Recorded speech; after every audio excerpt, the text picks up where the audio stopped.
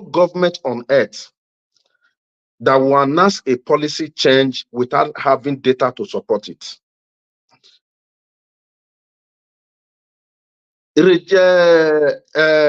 Fuel subsidy regime was a policy. You don't flip over that policy without sitting down to look at, one, the impact it will have on your economy, the impact it will have on the citizenry, the impact it will have on investors, both local, both domestic and international investors. You have to sit down, look at the available data that you have and scrutinize them to see where it falls if you are going to make a change of that policy. That was one. Then another one too was the unification of exchange rates. One killed it, the other one buried it. You don't have something. What was the problem with Nigerian exchange rate? I'll tell you, a lot of people don't know. When Buhari came to power, the investing in international public, they call them direct foreign investment. They were investing under KP Morgan. They will come under KP Morgan. That KP Morgan was under Okonkwo at a time, but people don't know. So immediately Buhari came on board, there were some certain statements that he was making that didn't really sit well with these investors. What do? They just took their money, bought every available dollar in the Nigerian market and left. So if you check Buhari's government, you are going to see that throughout his 8 years, the inflow of foreign direct investment into Nigeria, I don't think it was even up to 2%. I don't think Buhari actually attracted up to $2 billion into the Nigerian economy. He didn't. So if you look at the Buhari's trajectory and the trajectory that Tinubu is traveling on, you simply know that Nigeria is not going to be, how do I put it? Nigeria is at the verge of collapse. Nigeria has no future. Not let anybody tell you otherwise. There's no future for that country. There's no future for that country. Go and check all his policies. Sit down, just stick them one by one, analyze them, and you see where he falls. So the only thing that Tinubu has succeeded in his 1 year in office, that he has succeeded to widen the scope of inequality, injustice, and a degree of ethnic, I don't know the word to use. Intolerance. Ethnic intolerance. Yes. That's what he has succeeded in achieving. And he will always find one or two persons in other regions to actually achieve all of this. Because who is Tinubu? Where is Tinubu coming from? I grew up in Lagos. I live in Lagos. I was almost, yes, I think I just passed out from the secondary school when Tinubu came on board. We knew what he did in Lagos. Tinubu did not do anything. The only thing Tinubu did was to increase the IGR of Lagos State by taxing everybody. That was the only thing he did. Tinubu did not build institutions. There was nothing like, the university in Lagos, when Tinubu came, it became world class. There were no world-class hospital. It was actually in Tinubu's period that we started digging borehole in Lagos. Tinubu introduced borehole in Lagos. I live in Festa. We were having, even as bad as it was then, we were still having some, although not regular, water supply at some point.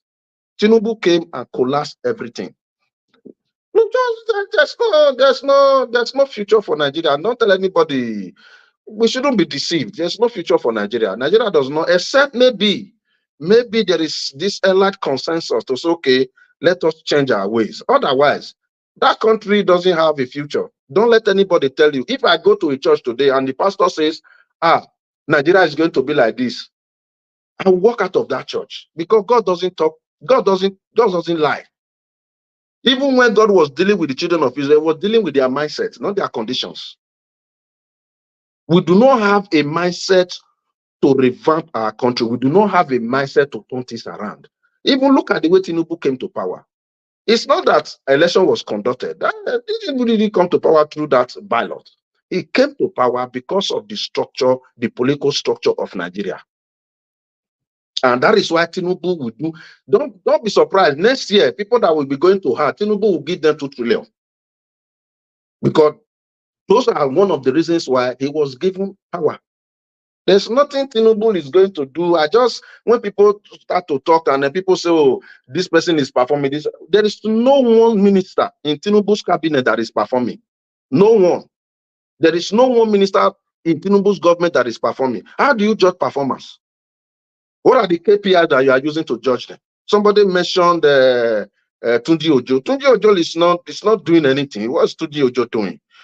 I just tried to renew my passport. I just renewed my passport. I have not gone for biometrics. What's the essence of me having to use my laptop to fill in the form and still go to the Nigeria High Commission to go and get my passport? It doesn't make sense. That's an incomplete project. It doesn't make sense. It doesn't make sense. I fill everything. I put the account picture and everything. You still not tell me to go back to the embassy or to the High Commission to go and pay money so that my thumbprint can be taken. My thumbprint has already been taken more than 6 times since I'll be traveling. So what's the essence? My brother, I don't see any future for Nigeria. There's no future for Nigeria. Nigeria is not going on anything. You talk about this David Umahi. What is the problem? The environmental impact assessment that was carried out on that project did not favor the execution of that project. It did not. That's why you see, if you look at when that project was going on, people were making noise. They were demolishing houses. Any house that is very close to any gutter, they will any drainage, they will pull it down. Why? Because they know once you finish that road, there's going to be problem of flooding in Lagos. They know. They know. So that was why they were demolishing houses. It's not they were not looking at whether the person is Igbo, is Ishan, is Bini, is this, is the Yoruba. Anybody that just move an inch to any waterways in Lagos, they'll put the house down. Why? Because of that project. Now that they cannot continue with pulling down, demolishing houses, they now said because of cable. How can you be constructing road of that magnitude without you knowing that there are submarine cables on that route? How is that possible in this modern time? How is that possible? Yesterday, I was reading an article where the Minister of State for Petroleum said that they are not aware that Dangote is buying crude oil from United States of America. And I was asking, does this guy understand the security implication of this statement? That a ship will come to your waters, will bet on your waters, will stay there for 2-3 weeks, offload products, and the federal government is not aware. In other words, you understand, we are prone to be invaded at any time. Nigeria is in a sorry state, and it's very unfortunate that you being a Nigerian today is a burden. They see you as a disease. Tell anybody wherever you go that you are a Nigerian, they see you as a plague. It's quite unfortunate. Tinubu is not going to do well. Tinubu will not do well. It's not doing well. And there is no way Tinubu can do well because he started on a very wrong trajectory.